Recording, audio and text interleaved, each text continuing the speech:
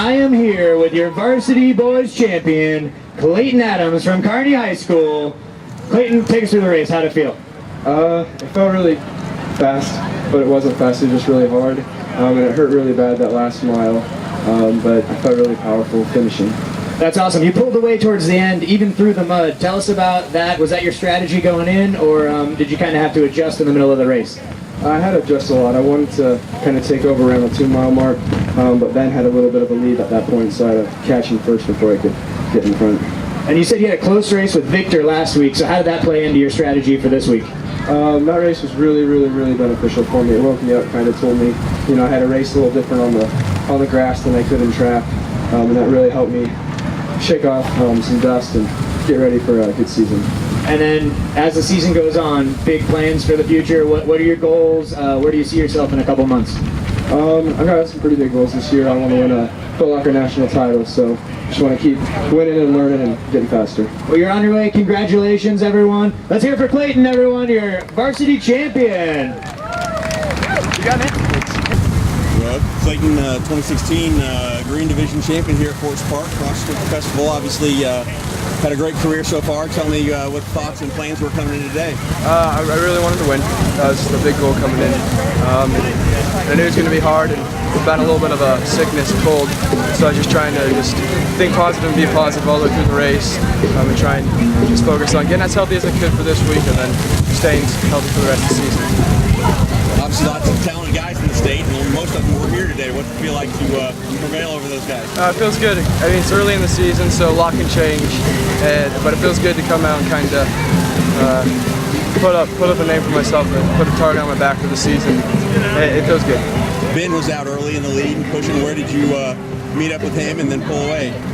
So he was ahead for just over 2 miles. About the 2-mile mark, I was sitting in about 4th place. He had about a 4 or 5 second lead on us, and I just decided, you know, I need to go now before he gets too far ahead.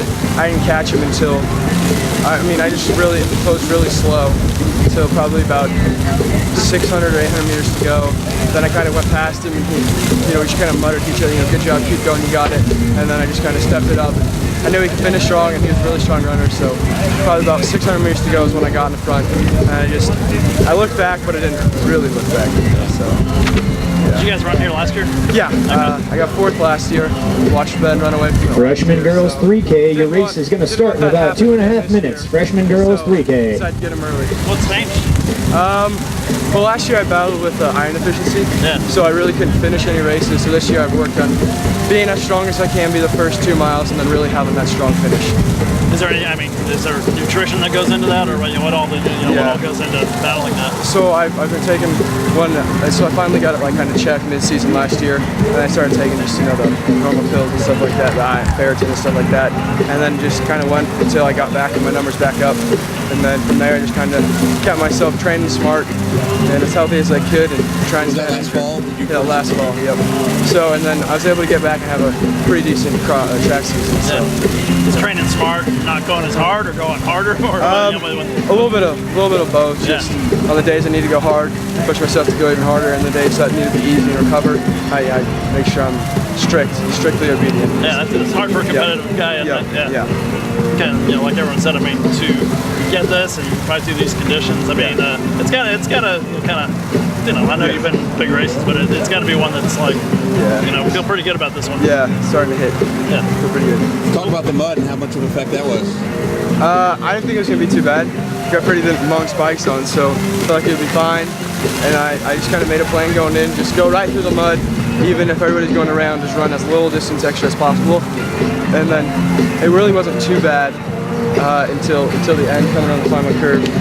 I was I just felt like I was stomping, just like lumbering along. It was hard. It slowed down a lot, but it was hard.